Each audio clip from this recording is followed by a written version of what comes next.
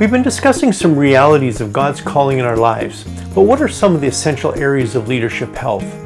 In this episode, we'll continue with some more self-reflection as we discuss the 5 key areas that will help us be healthy as we fulfill the call in whatever sphere that God has planted us.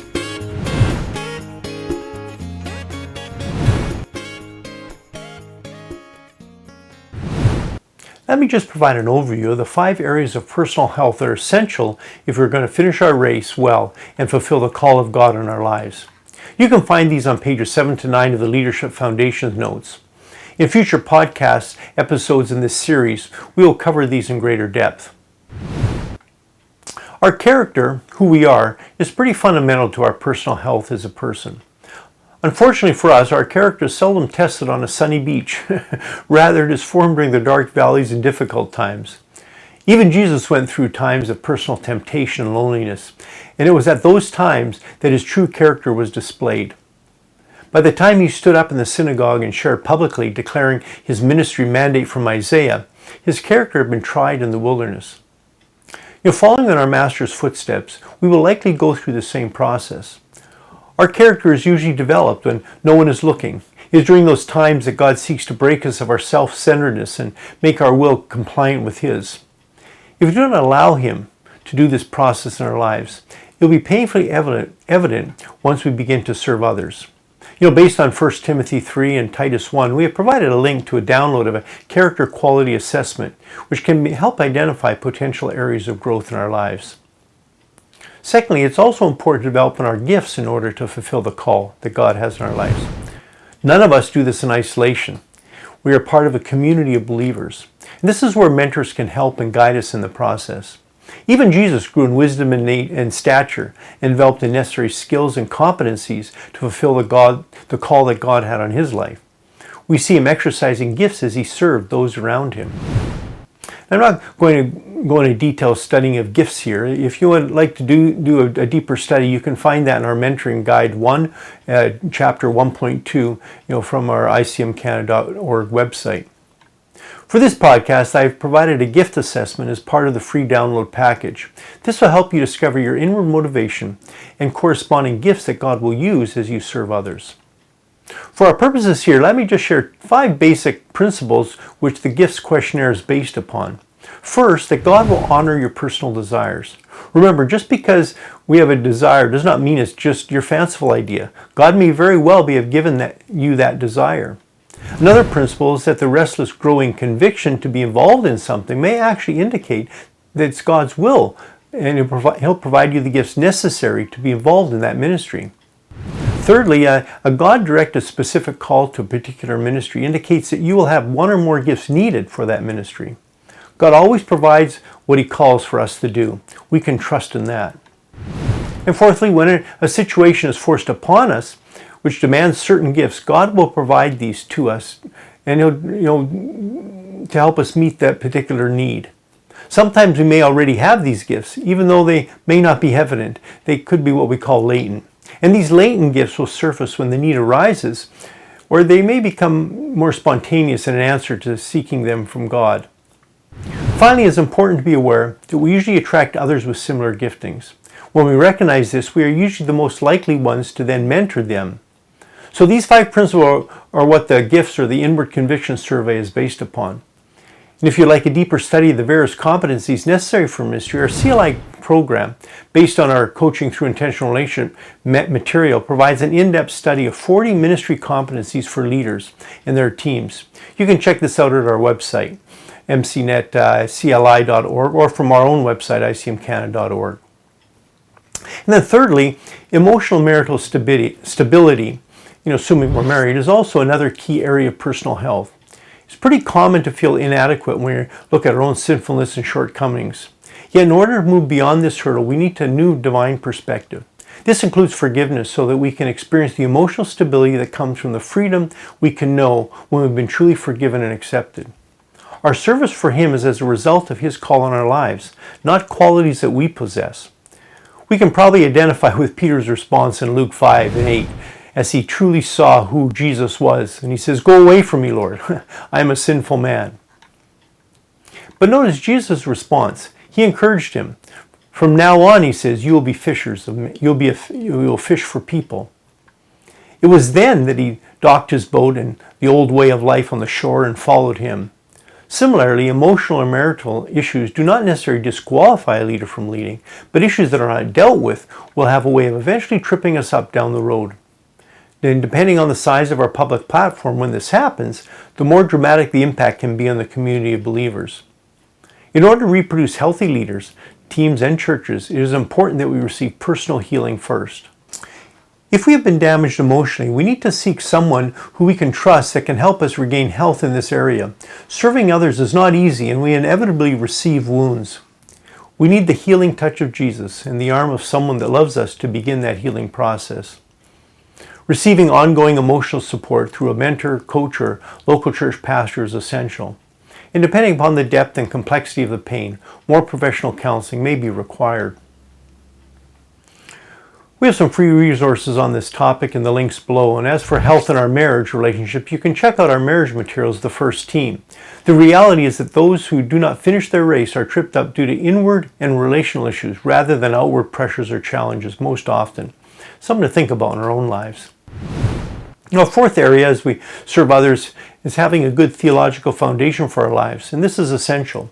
It's not just about knowing biblical truths, but having applied them in our own lives. As I point out in the Written Word podcast series, to some degree we are all theologians. As we read our Bibles, we all interpret it as to what it means for us. So it's not a question of if, but how we interpret the Bible. While this is important for every believer, those who teach others are held to even a higher standard. Our view of the world should be shaped by our theology rather than our theology shaped by our world. Again, as I said, if we do not do any teaching in the body, this is even more crucial as others are watching if our words line up with our actions. And Peter confronts his own theological understanding in Luke 9. Questioned by Jesus as to who he thought he was, Peter responds, "You are the Messiah." He knew this theoretically, but after Jesus' crucifixion, Peter was tested again, this time on an experiential level. And though Peter failed the test, Jesus restores him in John 21, around a fire on the beach.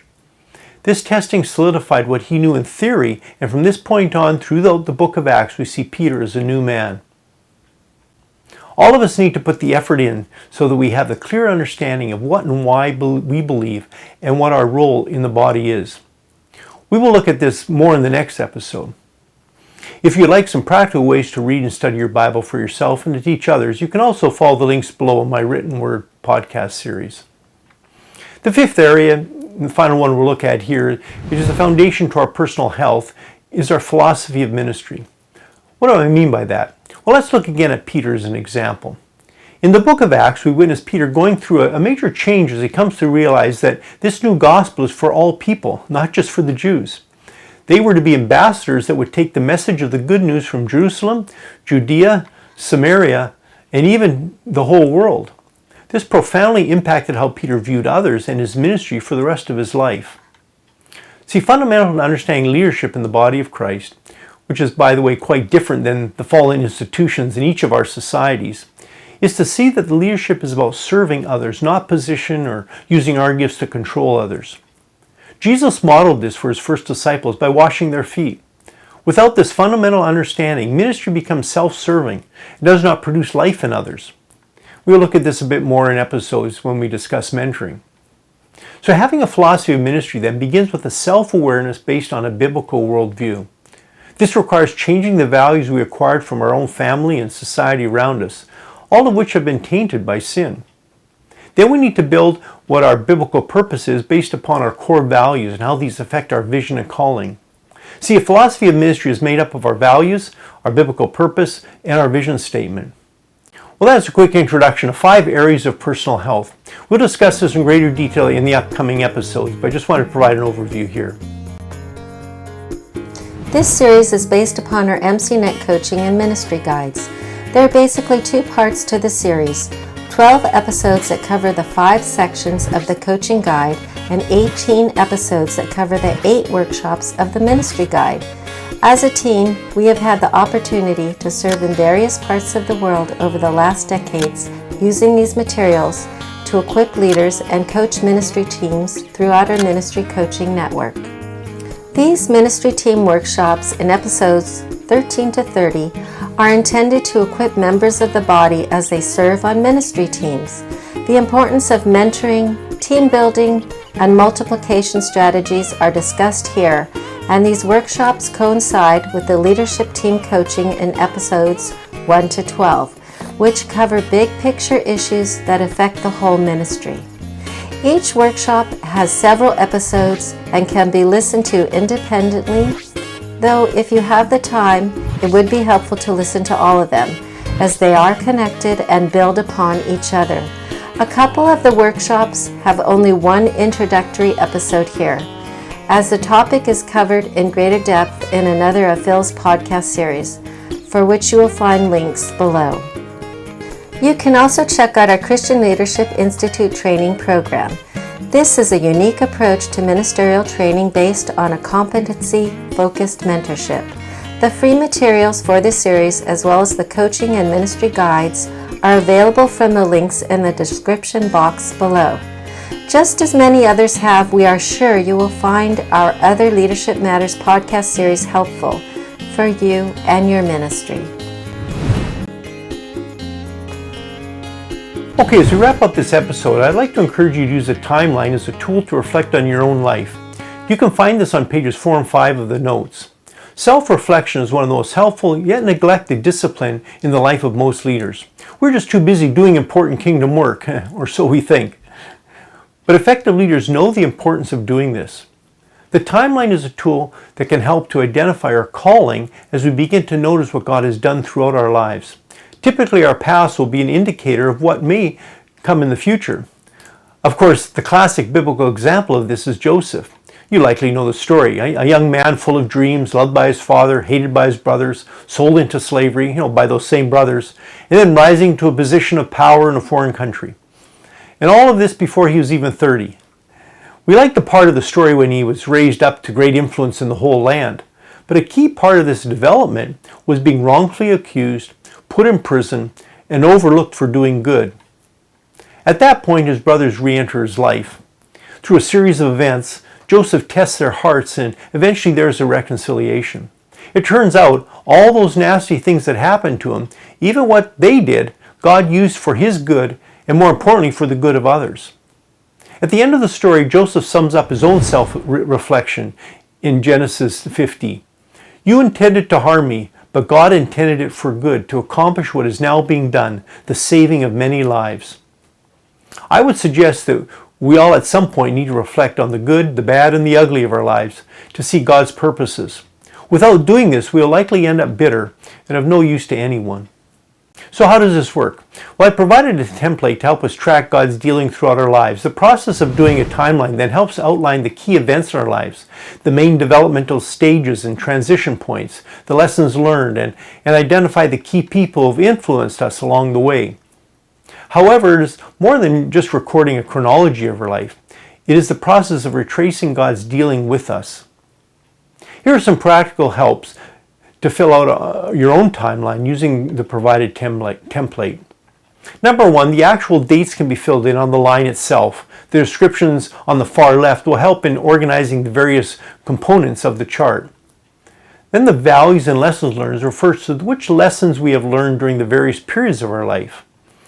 Then the major roles refers to the roles we have had during the seasons of our life. For example, a son, a father, mother, husband, wife, pastor, CEO, and so on. Now, the sphere of influence refers to those who have had the greatest influence upon, who we've had the greatest influence upon, from family, employees, pastoral team, church members, leadership team, and so on. Now, the development phase are broad descriptions or titles referring to the various broad segments of our life, perhaps a decade, such as beginnings, or life and ministry foundations, or life and ministry development, or ongoing maturity. And sixthly, there's key incidents, and these can be itemized as family and personal or ministry and professional, and refer to specific events that occurred that were key turning moments, times of crisis, or watershed experiences in our life. And influential people or mentors refers to those who have been influential in our lives, either for a short time or perhaps over many phases of our life. A completed timeline may look something like this. And as we fill in our timeline, it is important to realize that during various stages of our life or periods, there are varied emphasis as God deals with us in different areas. There are also just the natural opportunities and challenges that occur at every stage of life. For instance, as we progress from early conversion to early ministry experiences and then onward to maturing ministry and develop our own unique contribution, the emphasis in our lives and ministry change. While developing character and integrity are crucial at every stage, during the beginning and mid stages of our life and ministry, it is predominant. During the mid-period, we are often busy developing basic ministry skills, and we begin to be aware of the need to determine what ministry strategies are most important for our particular ministry. Then later, as we are no longer, into longer-term ministry roles, we become more confident with who God has made us and the sphere of influence that He has given us. Our emphasis then naturally shifts from developing ministry skills to an increased focus on being more strategic in our efforts. This workshop is part of our team coaching series created to assist those serving in the body of Christ. The goal is to help you and your team grow healthy, multiplying churches. This workshop corresponds to the leadership team coaching in episodes 1 to 12. Now, the complete workshop, Leadership Foundations, is discussed here in episodes 13 to 16 and is available as a download. This workshop is part of the Coach's Playbook discussed in section 1 of the leadership team coaching in episodes 1 to 3. You can also follow the links into the free resources for our workshops, which include character gifts and calling assessments, as well as the emotional intelligence survey. And don't forget to check out some of my other podcasts, such as the Finishing the Race series, that discusses this topic in greater detail. Well, there's a basic overview of various elements in our lives we need to be aware of if we are going to be healthy individuals. At this point, I'm just referencing them as we'll discuss them in greater detail in this series and other series that I have mentioned, other podcasts that I've done. Next time, though, we're going to build on our discussion of our calling and personal health by looking at our values and purpose.